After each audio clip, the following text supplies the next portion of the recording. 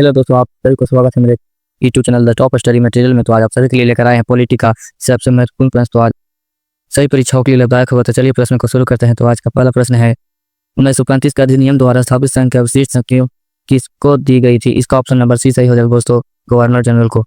अगला प्रश्न है, किस अधिनियम के द्वारा केंद्र में द्विसदनीय विधायिका बनाई गई है? इसका ऑप्शन नंबर सी सही हो जाएगा दोस्तों, 1919 के भारत सरकार अधिनियम द्वारा।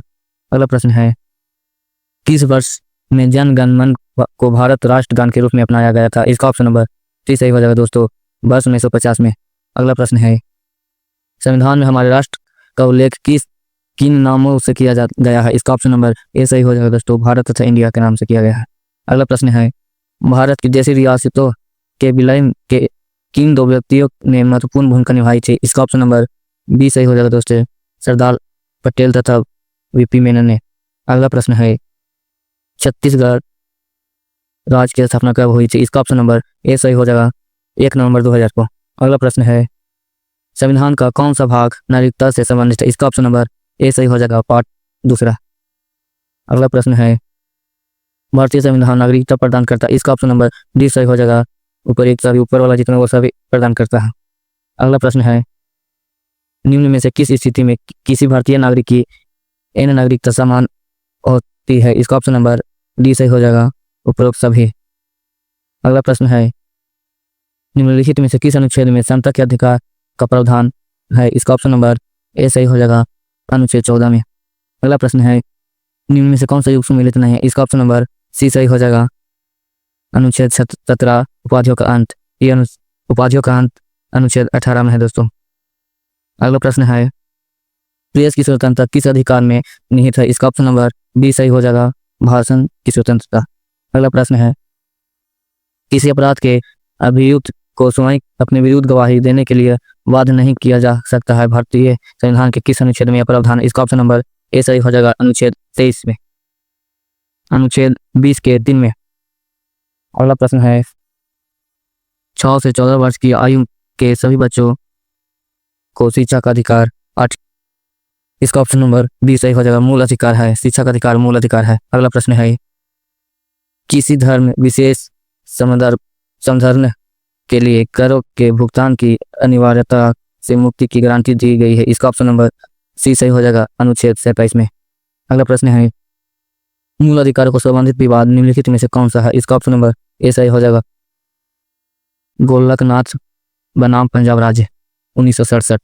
अगला प्रश्न है, अल्पसंख्यकों के हितों की सुरक्षा पर किस अनुच्छेद में प्रावधान किया गया है? इसका ऑप्शन नंबर सी सही हो जाएगा, अनुच्छेद 29। अगला प्रश्न है, मंडल आयोग द्वारा अपनी रिपोर्ट किस वर्ष प्रस्तुत की गई? इसका ऑप्शन नंबर सी सही हो जाएगा, 1980 में। अगला प्रश्न है, निम्नलिखित में से किसको संविधान द्वारा मौलिक अधिकारों के संरक्षण की शक्ति दी गई? इसका ऑप्शन नंबर डी सही हो जाएगा, सर्वोच्च न्यायालय एवं उच्च न्यायालय को। अगला प्रश्न है, निम्नलिखित में से कौन सा एक सत्य है? इसका ऑप्शन नंबर ए सही हो जाएगा, भारतीय संविधान मूल अधिकारों को शामिल करने के लिए नेहरू रिपोर्ट 1928 में समर्थन किया था। इसका ऑप्शन ए सही हो जाएगा दोस्तों। अगला प्रश्न है, उच्च न्यायालय के अनुसार निजी भवनों के ऊपर राष्ट्रीय ध्वज फहराना संविधान के किस अनुच्छेद अंतर्गत सम्मिलित किया गया? इसका ऑप्शन नंबर ई सही हो जाएगा, अनुच्छेद 19 के ए में। अगला प्रश्न है, भारतीय संविधान का कौन सा अनुच्छेद यह निर्धारित करता है कि राज्य के नीति निर्देशक सिद्धांत किसी न्यायालय द्वारा लागू नहीं किए जा सकते? इसका ऑप्शन नंबर सी सही हो जाएगा, आर्टिकल अनुच्छेद 37 में। अगला प्रश्न है, समान नागरिक संहिता किस वर्ष में लागू है? इसका ऑप्शन नंबर सी सही हो जाएगा, गो में। अगला प्रश्न है, भारतीय संविधान के किस अनुच्छेद में राज्य को ग्राम पंचायतों को गठन निर्देश दिया गया है? इसका ऑप्शन नंबर बी सही हो जाएगा, आर्टिकल अनुच्छेद 40 में। अगला प्रश्न है, नीति निर्देशक सिद्धांतों में कौन सा सिद्धांत गांधीवादी विचारधारा पर आधारित नहीं है? इसका ऑप्शन नंबर बी सही हो जाएगा, 14 वर्ष तक के सभी बच्चों के लिए अनिवार्य तथा निःशुल्क शिक्षा। अगला प्रश्न है, भारत के प्रत्येक नागरिक का यह कर्तव्य होगा कि वह प्राकृतिक पर्यावरण का संरक्षण एवं शुद्ध करे। यह कथन भारतीय संविधान के किस अनुच्छेद में संबंधित है? इसका ऑप्शन नंबर ए सही हो जाएगा, अनुच्छेद 48 के क में। अगला प्रश्न है, राष्ट्रपति के निर्वाचक मंडल के सदस्य होते हैं? इसका ऑप्शन नंबर डी सही हो जाएगा, 1, 3 और 4। 1, 3 और 4। अगला प्रश्न है, भारत का राष्ट्रपति अपना त्याग पत्र किसको संबोधित करके देगा? इसका ऑप्शन नंबर बी सही हो जाएगा, उपराष्ट्रपति को। अगला प्रश्न है, भारत सरकार का संवैधानिक अध्यक्ष कौन होता है? इसका ऑप्शन नंबर ए सही हो जाएगा, राष्ट्रपति।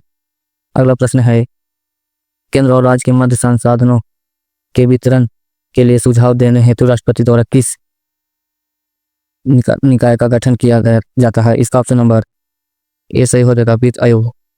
अगला प्रश्न है, उपराष्ट्रपति प्रदेन अध्यक्ष होता है? इसका ऑप्शन नंबर ए सही हो जाएगा, राज्यसभा का। अगला प्रश्न है, भारत के राष्ट्रपति पर महाभियोग चलाया जा सकता है? इसका ऑप्शन नंबर डी सही हो जाएगा, संसद द्वारा। अगला प्रश्न है, निम्न में से भारत के वह राष्ट्रपति कौन थे जो 2 बार राष्ट्रपति पद पर रह चुके हैं? इसका ऑप्शन नंबर डी सही हो जाएगा, डॉक्टर राजेंद्र प्रसाद। अगला प्रश्न है, 2 पूर्ण अवधियों के लिए भारत के उपराष्ट्रपति कौन थे? इसका ऑप्शन नंबर ए सही हो जाएगा, डॉक्टर एस राधाकृष्णन। अगला प्रश्न है, भारतीय संविधान के अनुसार केंद्रीय मंत्री की इच्छा पर अपने पद पर बना रह सकता है? इसका ऑप्शन नंबर ए सही हो जाएगा, भारत के राष्ट्रपति द्वारा।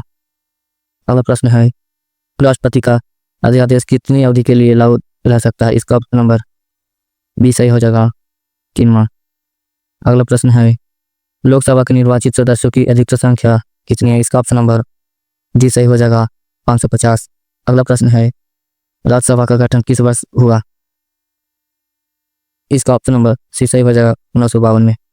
अगला प्रश्न है, भारत के नियंत्रक एवं महालेखा परीक्षक की नियुक्ति कौन करता है? इसका ऑप्शन नंबर ए सही हो जाएगा, राष्ट्रपति। अगला प्रश्न है, किस सदन का अध्यक्ष उस सदन का सदस्य नहीं होता है? इसका ऑप्शन नंबर बी सही हो जाएगा, राज्यसभा का। अगला प्रश्न है, मंत्रिपरिषद में शामिल नहीं है? इसका ऑप्शन नंबर सी सही हो जाएगा, कैबिनेट सचिव।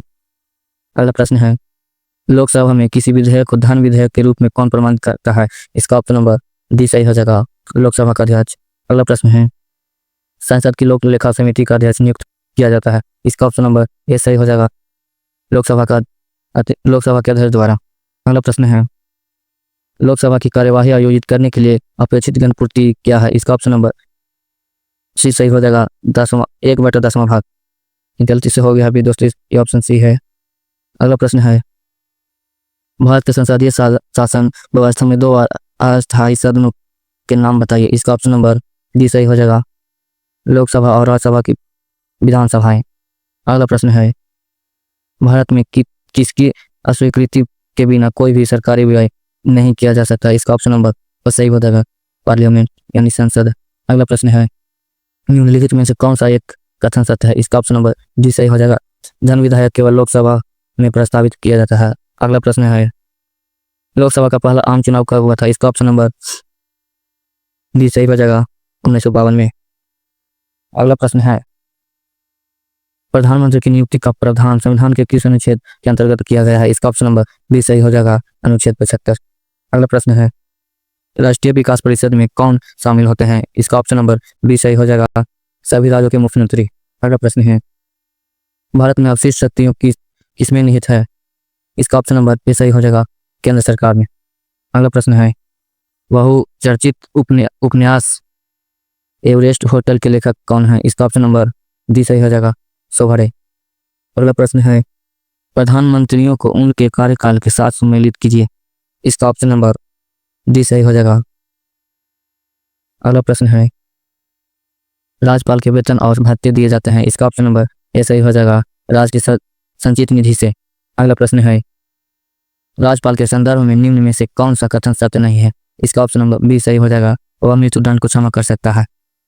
अगला प्रश्न है, संविधान के किस अनुच्छेद के द्वारा राज्यपाल राष्ट्रपति के विचार के लिए किसी विधेयक को आरक्षित रख सकता है? इसका ऑप्शन नंबर बी सही हो जाएगा, आर्टिकल 200। अगला प्रश्न है, किसी राज्य का प्रथम निधि अधिकारी कौन होता है? इसका ऑप्शन नंबर बी सही हो जाएगा, महाधिवक्ता। अगला प्रश्न है, भारतीय संविधान के अनुसार राज्यों की विधायिका में सम्मिलित है? इसका ऑप्शन नंबर डी सही हो जाएगा, केवल 4, राज्यपाल, विधानसभा एवं विधान परिषद जहां इसका। अगला प्रश्न है, भारत में किस राज्य की राज्यपाल बनने वाली पहली महिला है? इसका ऑप्शन नंबर सी सही हो जाएगा, सरोजिनी नायडू। अगला प्रश्न है, विधानसभा का सदस्य निर्वाचित हुए बिना कोई मंत्री किस अवधि तक अपने पद पर बना रह सकता है? इसका ऑप्शन नंबर बी सही हो जाएगा 6 माह के लिए। अगला प्रश्न है, संविधान बनने के समय जो क्षेत्र नॉर्थ ईस्ट फ्रंटियर एजेंसी 29 के नाम से जाना जाता है वह अब है। इसका ऑप्शन नंबर बी सही हो जाएगा मेघालय राज्य में। अगला प्रश्न है, राज्य की वास्तविक कार्यपालिका शक्ति का प्रयोग किसके द्वारा किया जाता है? इसका ऑप्शन नंबर ए सही हो जाएगा मुख्यमंत्री द्वारा। अगला प्रश्न है, राज्य में धन विधेयक प्रस्तुत किया जा सकता है। इसका ऑप्शन नंबर सी सही हो जाएगा केवल विधानसभा में। अगला प्रश्न है, विधायी शक्तियों का केंद्र तथा राज्य के मध्य वितरण का उल्लेख निम्न में से किस अनुसूची में किया गया है? इसका ऑप्शन नंबर बी सही हो जाएगा 7वीं अनुसूची में। अगला प्रश्न है, निम्न में से कौन सा विषय हमारे संविधान की समवर्ती सूची में शामिल नहीं है? इसका ऑप्शन नंबर ए सही हो जाएगा शेयर बाजार तथा वायदा बाजार। अगला प्रश्न है, निम्नलिखित में से भारत में स्थानीय सरकारों के लिए ओम्बड्समैन की स्थापना सिफारिश की थी? इसका ऑप्शन नंबर सी सही हो जाएगा द्वितीय प्रशासनिक सुधार आयोग। अगला प्रश्न है, संघ सूची में विषयों की संख्या कितनी है? इसका ऑप्शन नंबर ए सही हो जाएगा 100। अगला प्रश्न है, भारतीय संविधान का अनुच्छेद 249 संबंधित है। इसका ऑप्शन नंबर डी सही हो जाएगा राज्य सूची के विषयों के संबंध में संसद की विधायी शक्तियों से। अगला प्रश्न है, भारतीय संविधान में अवशिष्ट शक्तियों किसमें सन्निहित है? इसका ऑप्शन नंबर डी सही हो जाएगा संसद। अगला प्रश्न है, क्षेत्रीय परिषदों का सृजन हुआ है। इसका ऑप्शन नंबर बी सही हो जाएगा संसदीय कानून द्वारा।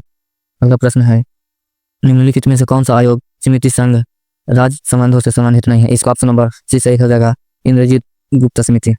अगला प्रश्न है, सर्वोच्च न्यायालय के न्यायाधीशों के वेतन और भत्ते किस पर भारित किए जाते हैं? इसका ऑप्शन नंबर सी सही हो जाएगा भारत की संचित निधि पर।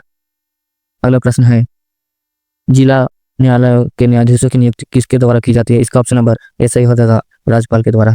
अगला प्रश्न है, निम्नांकित में से किसने उच्चतम न्यायालय के न्यायाधीश तथा लोकसभा अध्यक्ष के पदों को सुशोभित किया? अगला प्रश्न है, इसका ऑप्शन नंबर बी सही हो जाएगा के एस हेगड़े। अगला प्रश्न है, उच्चतम न्यायालय के न्यायाधीशों की नियुक्ति की जाती है राष्ट्रपति के द्वारा। इसका ऑप्शन नंबर डी सही हो जाएगा उच्चतम न्यायालय के मुख्य न्यायाधीश के प्रसारण में। अगला प्रश्न है, भारत के सर्वोच्च न्यायालय के कार्यवाहक मुख्य न्यायाधीश की नियुक्ति करता है। इसका ऑप्शन नंबर सी सही हो जाएगा राष्ट्रपति। अगला प्रश्न है, उच्चतम न्यायालय द्वारा आज तक की दूसरी सबसे बड़ी संविधान पीठ केस में बनी। इसका ऑप्शन नंबर ए सही हो जाएगा गोलकनाथ केस में। अगला प्रश्न है, जनहित याचिकाओं की शुरुआत किसके द्वारा की गई? इसका ऑप्शन नंबर सी सही हो जाएगा न्यायिक पहला द्वारा। अगला प्रश्न है, न्यायिक पुनर्विलोकन प्रचलित है। इसका ऑप्शन नंबर डी सही हो जाएगा भारत और अमेरिका दोनों में। अगला प्रश्न है, संविधान के अंतर्गत उच्चतम न्यायालय के विधि के प्रश्न पर सलाह लेने का अधिकार किसे है? इसका ऑप्शन नंबर ए सही हो जाएगा राष्ट्रपति को।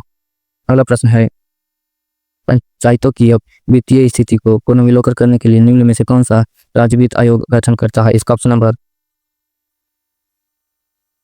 बी सही हो जाएगा संबंधित राज्य का राज्यपाल।